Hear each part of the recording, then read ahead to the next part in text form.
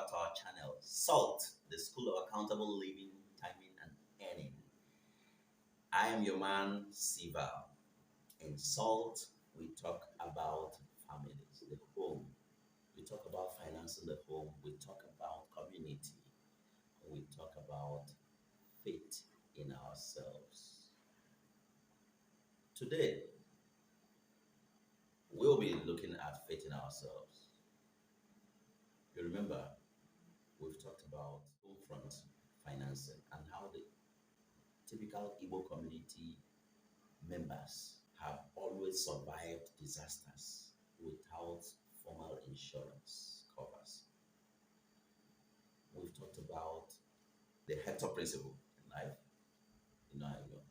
We've talked about the Hector principle, who you are, when we say you are the youth person on earth, and you should equally invent for yourself a variety of the Hector principle of love your woman, honor your God, and defend your nation. That the Christian principle is quite different. The Christian principle, which originates from Judaism, says love your God. And to me, if you don't love your God, you can't honor him.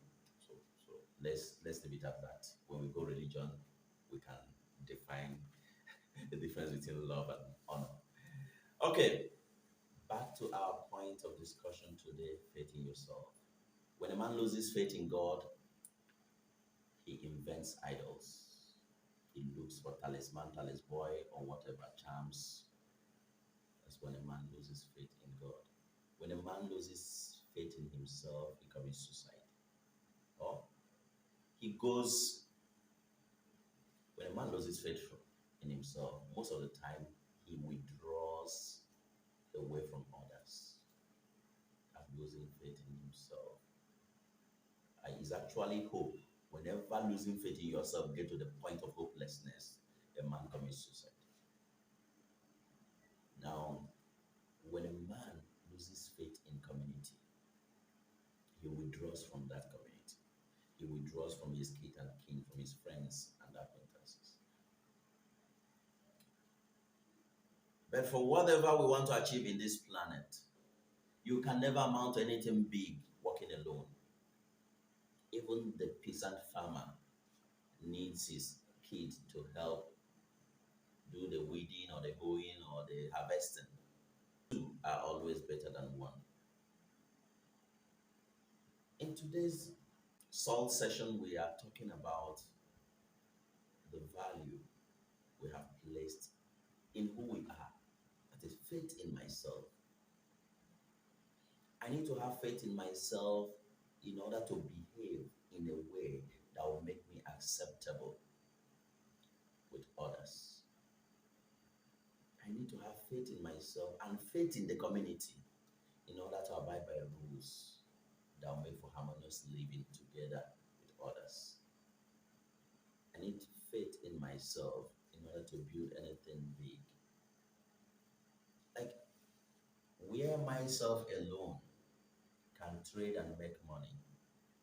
Remember, if there was no community for you to sell to, there would be no trade. And no matter how much trade is governed by two forces, greed and fears, every market moderates these two forces. If you fear too much, you will not be able to fit into the market. And if you become too greedy, the market will expunge you. Because you will do things that are unethical, cutting corners in order to take advantage of others. And they will simply vote you out. They will vote against you. They will not call for any ballot box or anything. People will simply start avoiding you. And that means they have voted, they made their choice. They make new customers in your place. And that is how your own empire begins to crumble. Now, if you are an emperor, you can force them to continue buying from you or selling to you with the power of the force.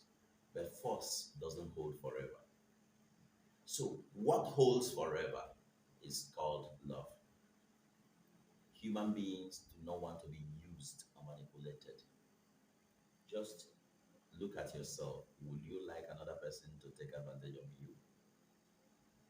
When someone else takes advantage of you, do you feel good? If you don't, then don't use another person, don't take advantage of others, don't manipulate others.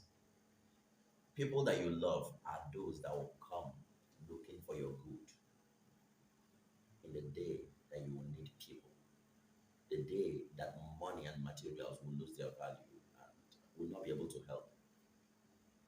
So let's treat people like people, and we will always have their trust, and we will always have our markets, and the farms will always have something to sell.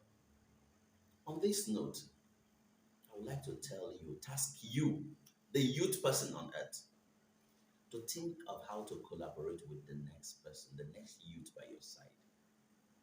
Have you ever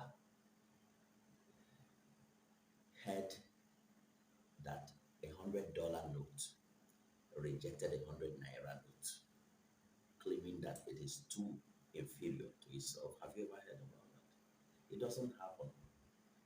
Why? Because money is our invention. It is the most important invention of the human mind as of today. But I can tell you that we can learn from money. We can learn from money. And what does money teach us? One most fundamental lesson from money is that if you get $1 billion and you decide to place 100 naira on top of it, the $1 billion does not get smaller by the presence of 100 naira. Instead, it becomes bigger. And that is absolute. It automatically becomes bigger than $1 billion. It becomes $1 billion and 100 naira. And 100 naira is convertible to dollars, even if it is half of a cent. The $1 billion is no longer $1 billion, it's now half a cent more than $1 billion. And that's what I want us to be. You have a lot of human beings by your side. Some of them you think they are chaff, you call riffraffs, you call good for nothing. There are people that may actually be good for nothing and you hail them to high heavens because you stick around, hang out with them, and they're your people. That tells you that our value isn't actually in our character. Our value isn't actually in our efforts. The day you were created a human being, the God who created you placed a value, a minimum value on you. And that value is called a living soul. You are a living soul, and so you will forever be valuable. Whether people recognize that value or not, you will always be valuable. So, having known that the next person by your side is so valuable, this is where my sermon today hits in. Look at it this way. If you know he is valuable, then his presence in your life will not diminish you. It will not reduce your own value. Because you yourself, you are valuable. Assuming you are the $1 billion and your neighbor is the 100 naira, do you think your neighbor should cast a shadow on you? It's not possible. Rather, you are the one making your neighbor much bigger, and your neighbor is equally making you bigger. You are no longer 1 billion. You are now 1 billion and 100. $1 billion and 100 naira. That's value. Value. Bigger value than $1 billion. So, when we understand this, creating a synergy between our fellow youths, creating a synergy between with us and our neighbors becomes easier in our mind. Remember, nothing is difficult on earth except the difficulties of our minds. So you have already removed a lot of difficulties in your mind. You can you can retain, relate with anybody and retain the relationship over time and over space, whether they are of the same tribe, religion, faith, whatever, color of eye, color of hair, whatever. Whether you call this person physically challenged or mentally challenged, or they are human beings and so they are living souls. They have a value. We can respect them. Without a mentally challenged person, there will be no psychiatric hospital, and those doctors that are paid in millions will not be earning their living there. Let me tell you, every human being is valuable, and that is final. Remember, anyone, anyone that God brings your way is meant to add value. Don't think the person is reducing your value. Think of how you are going to practically equally improve the person's value. The best way to improve other people's value is to improve your own worth. Young person, get reading. Read about people that have succeeded or failed before you. Young person, the youth person on earth, get conferencing. Reading makes a fool person. Writing makes an exact you. Yes, you can pen down the way you feel, not the way other people think you feel. But conferencing makes a ready you, the you that is ready to face the world, face the community, face the market, face everything that is a challenge, synergize with others, and build a bigger, better world.